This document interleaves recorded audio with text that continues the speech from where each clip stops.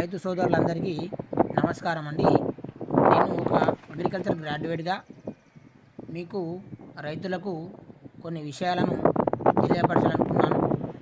ఈరోజు నేను వరి పంట పండించే రైతులకు కొన్ని సూచనలు సలహాల గురించి చెప్పదలుచుకున్నాను. ఇందులో మనకు ఒక రైతు వరి ఫస్ట్ నారుమడి దశ నుండి నాటు వేయటం వరకు చేయవలసిన కొన్ని ముఖ్యమైన పనుల గురించి మనం ఇప్పుడు మాట్లాడుకుందాం. అయితే మొదట మన రైతులు ఏం చేయాలంటే, రైతులు తమ పంట పొలంలో నీటిపారుదల సౌకర్యం ఉన్న మడిని నారుమడిగా ఎంచుకొని 2 సార్లు పొడిగా దుక్కిని అందులో మనము 2 కిలోల డిఏపి, 2 కిలోల యూరియా, 2 కిలోల పొటాష్, అదేవిధంగా ఒక 100 గ్రాముల నుంచి 150 గ్రాముల వరకు మనము జింకు పొడిని ఒక ఎకరం వరి విత్తనానికి, ఒక ఎకరం నారుమడికి మనము ఈ పొడి దుక్కులు మనము కలుపుకొని కలియదున్నాలి.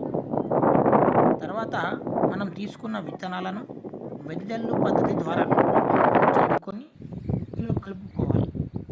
అలా మనం విత్తుకున్న నారుమడి ఏదైతే ఉందో అది బాగా ఆరోగ్యంగా పెరిగి 20 నుంచి 25 రోజులకు మనకు నాటు వేటకు చేతికి వస్తుంది.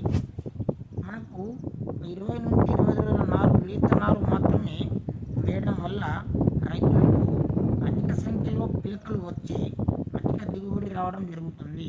ఖచ్చితంగా రైతులందరూ పాటించాలి.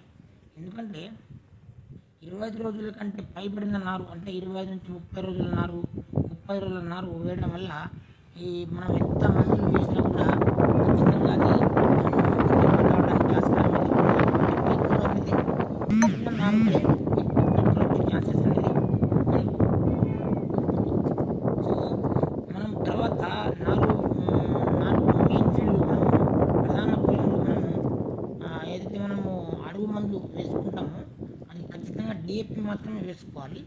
ఒక బస్తా డిఏపి, 25 కిలోల యూరియా, 10 కిలోల జింకు మనం అడుగు మందుగా దమ్ములో వేసుకోవాలి.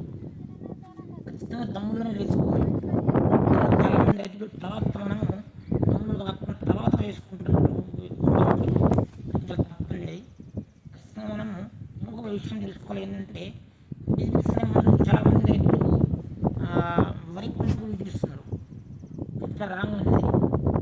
మనం వరి పంటకు డిఏపి లేదా సూపర్ మాత్రమే వేసుకోవాలి.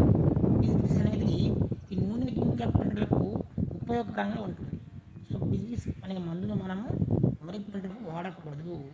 ఇది వాడడం వల్ల మనకు అనర్థం తప్ప ఎలాంటి యూజ్ అనేది ఉండదు. సో రైతులు ఖచ్చితంగా ఇది తెలుసుకోగలరు.